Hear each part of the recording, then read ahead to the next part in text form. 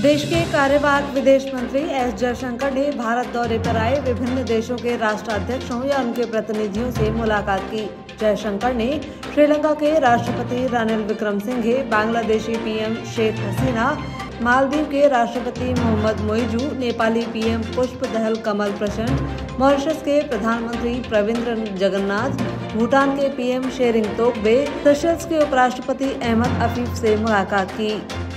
लोकसभा चुनाव खत्म होने के बाद भारत निर्वाचन आयोग ने 7 राज्यों में विधानसभा उपचुनाव का ऐलान कर दिया है। 7 राज्यों की 13 विधानसभा सीटों पर 10 जुलाई को उपचुनाव के लिए वोट डाले जाएंगे। उपचुनाव की तारीख की घोषणा के साथ ही संबंधित क्षेत्रों में आदर्श आचार संहिता प्रभावी हो गई है। जानकारी के मुताबिक बिहार की रुपौली, पश्चिम बंगाल की रायगंज, रानाघाट दक्षिण, बागदा और मनिकतला, तमिलनाडु की विक्रवंडी, मध्य प्रदेश की अमरवाड़ा, उत्तराखंड की बद्रीनाथ और मंगलौर, पंजाब की जालंधर पश्चिम, हिमाचल प्रदेश की देहरा, हमीरपुर और नालागढ़ सीट पर उपचुनाव करवाए जाएंगे। कई दशकों बाद भाजपा केरल में पहली बार लोकसभा चुनाव में अपना खाता खोलने में कामयाब रही और यहां से दक्षिण भारतीय सिनेमा के अभिनेता सुरेश गोपी ने जीत दर्ज की। कल ही सुरेश गोपी ने मोदी सरकार में मंत्री पद की शपथ ली, लेकिन अब कहा जा रहा है कि सुरेश गोपी मोदी कैबिनेट से इस्तीफा देना चाहते हैं। दरअसल एक बयान में उन्होंने कहा कि उन्हें उम्मीद ही नहीं थी कि उन्हें मंत्री बनाया जाएगा। वे चाहते हैं कि वे एक सांसद के तौर पर भाजपा और त्रिशूर की जनता की सेवा करें। ऐसे में उनके मोदी कैबिनेट से इस्तीफा देने की अटकलें तेज हो गई हैं।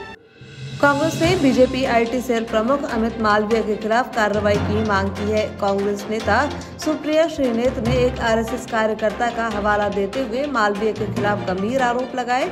उन्होंने कहा कि एक आरएसएस कार्यकर्ता ने मालवीय पर महिलाओं का यौन उत्पीड़न करने का आरोप लगाया है। कांग्रेस नेता ने कहा कि आज हम अमित मालवीय को उनके पद से तत्काल हटाने की मांग करते हैं। यह एक अत्यंत प्रभावशाली पद है, यह शक्तिशाली पद है और इसकी कोई स्वतंत्र जांच नहीं हो सकती। कोई स्वतंत्र जांच नहीं हो सकती, इसलिए जब तक उन्हें उनके पद से नहीं हटाया जाता न्याय नहीं हो सकता। वहीं सुप्रिया श्रीनेत ने कश्मीर में हुए आतंकी हमले को लेकर भी मोदी सरकार को निशाने पर लिया।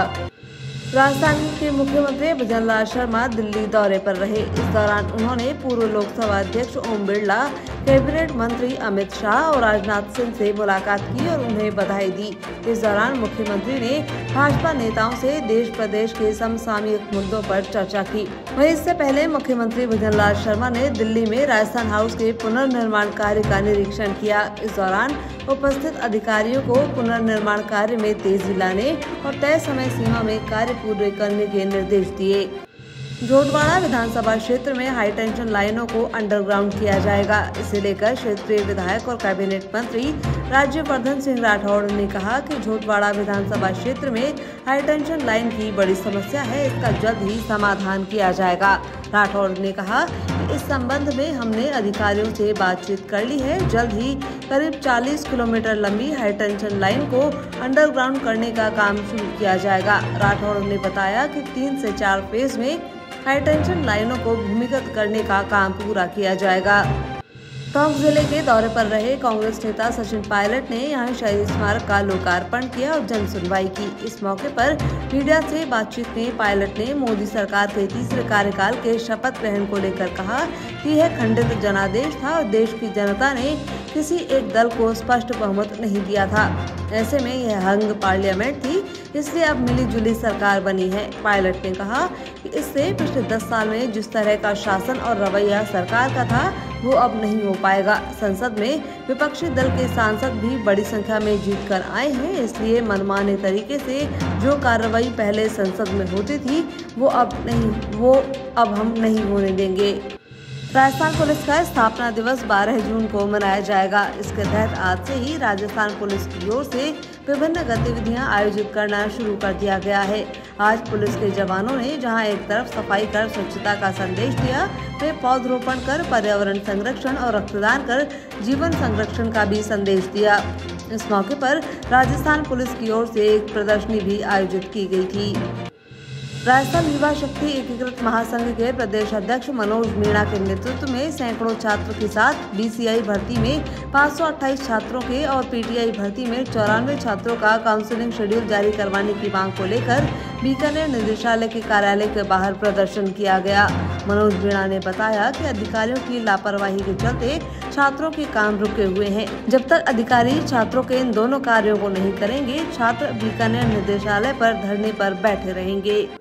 प्रदेश की भजनलाल सरकार अपराधियों भूमाफियाओं के खिलाफ सख्त कार्रवाई की बात करती है, लेकिन राजधानी जयपुर में सीएम भजनलाल शर्मा की नाक के नीचे ही भूमाफिया अवैध रूप से कॉलोनी बसाने का काम कर रहे हैं। जानकारी के मुताबिक वरुण पथ थाना मानसरोवर के क्षेत्राधिकार में आने वाली कुंती विहार कॉलोनी के बाउंड्री वॉल प्लॉट्स और मकानों पर भूमाफिया नियम विरुद्ध आमजन में दहशत फैलाने के लिए मकानों में लूटपाट कर रहे हैं।